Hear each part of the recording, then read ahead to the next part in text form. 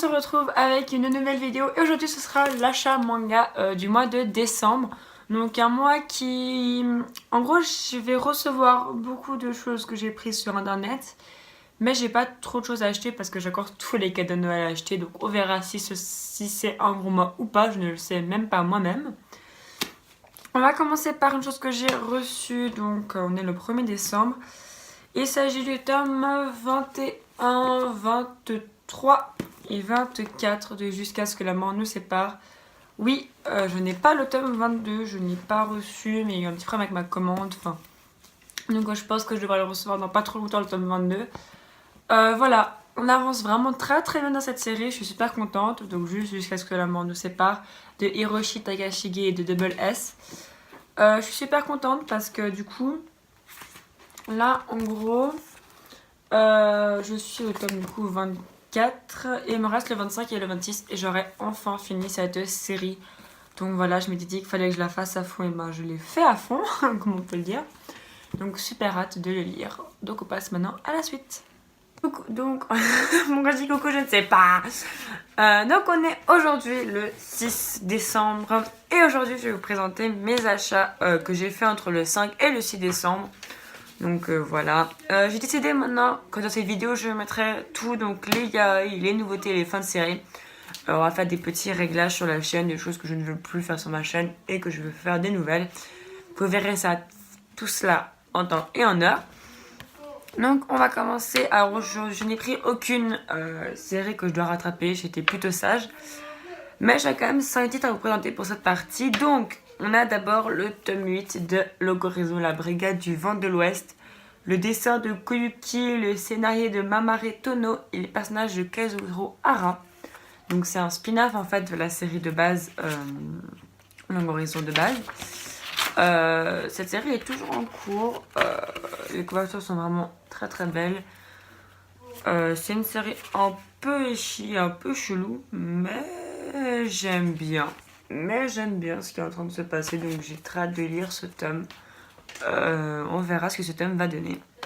Un tome que j'attendais avec une grosse impatience. Il s'agit du tome 9 de Devil's Line de Ryo Hanada, publié chez Kanan dans leur collection Big. Les dessins sont toujours assez spéciaux, c'est pas le point fort du titre, je trouve. Le point fort du titre, c'est son scénario et toutes ces choses qui sont vraiment géniales. Donc, très hâte de les lire. Et maintenant, on passe du coup au yaoi. Donc, j'ai une suite de séries et deux nouveautés. Donc, la suite, c'est Et demain, ce sera toi de Kashu Hashimoto.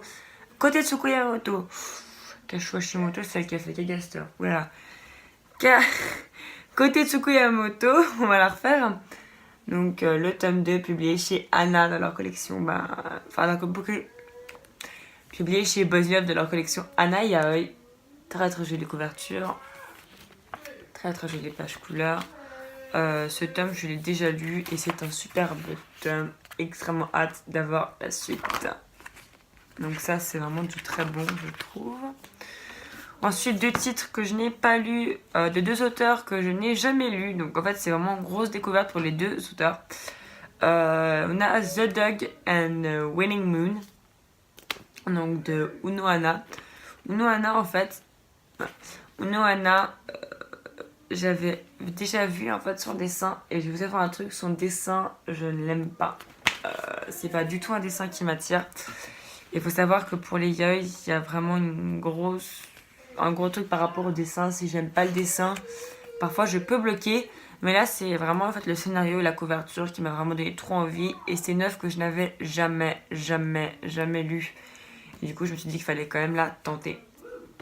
Et là, c'est une série en fait où je ne connaissais pas l'auteur. Pourtant, elle doit être assez connue. Je ne connaissais pas l'auteur. Et en fait... après avoir découvert en fait que lui je l'ai pris surtout parce que la couverture et que ça a l'air vraiment très bien, que je veux tenter aussi. C'est pas yaoi que j'ai déjà lu donc je sais que je veux. Mais j'ai lu une autre œuvre de cet auteur sur internet et je vais m'acheter le tome quand il sortira en janvier. Donc vous allez tout de suite reconnaître pour ceux qui suivent un petit peu l'actualité yaoi. Il s'agit de Mods de Kaesuke Natsume, donc très jolie couverture. Ouais. Voilà. Je la montais pas trop. Les dessins sont... Ouais, non, toujours pas. Les dessins sont vraiment oufissimes. Là, par contre, c'est vraiment ma cam. Et ça, je sais, du coup, même si j'aime pas celui-là, que je prendrai celle qui sort en janvier parce que c'est une série en 2 tomes, je crois, mais qui a été un véritable coup de cœur. Donc voilà, on se retrouve avec la suite. On se retrouve aujourd'hui pour mes achats du 16 décembre. Donc voilà, j'ai pas beaucoup acheté, hein. Franchement j'aurais pu acheter beaucoup plus, mais je suis un peu en train de me rabaisser un petit peu, tout simplement parce que j'ai bientôt partir quelque part. Et tout simplement je dois économiser pour, du coup j'ai pas tout acheté, enfin j'ai acheté comme mes sorties, j'ai pas avancé dans mes séries que je dois avancer. Je vous en parlerai dans une vidéo qui va un peu expliquer comment je vais fonctionner à l'avenir. La vidéo est en cours de préparation, ça prend du temps. Puis je n'ai pas de temps là, donc voilà. Donc je vous tourne vite fait ça. Donc mes achats. Donc d'abord j'ai pris le tome 9 de Golden Kamuy de Satoru Noda, publié chez Kiun. Cette couverture est assez épique. Voilà. Je vous montre la page couleur qui est franchement belle. Super hâte de lire ce tome parce que c'est un personnage qui est assez intriguant et j'ai vraiment hâte de savoir ce qui va se passer.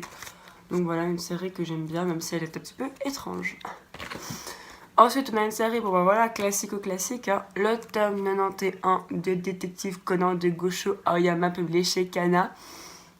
Donc là, je pense que dès ça, on commence à connaître. J'ai vraiment très hâte de mener ce tome parce que je me rappelle qu'il y avait quand même un bon petit suspense et c'est un arc qui a de faire assez flipper. Donc je verrai si j'arrive à me le voir en animé parce que s'il fait bien flipper, en animé il peut être super. Donc voilà, très hâte de lire aussi. Et waouh, le tome 4 de To Your Eternity de Yoshitoki Oima, matez-moi cette couverture de ouf. J'ai juste genre tellement hâte de savoir ce qui se passe dans ce tome, vous pouvez pas imaginer à quel point.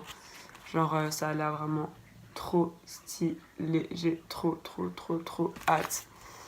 Donc on va se lire ça après. Mais non, franchement j'ai vraiment hâte de me lire ce super tome. En plus la couverture elle envoie du lourd quand même. Faut pas me dire que cette couverture n'envoie pas du pâté. Et le 2 aussi. Super hâte, je pense que ce sera ma première lecture parce que j'ai trop vieilli. Donc à tout de suite avec la suite de la vidéo.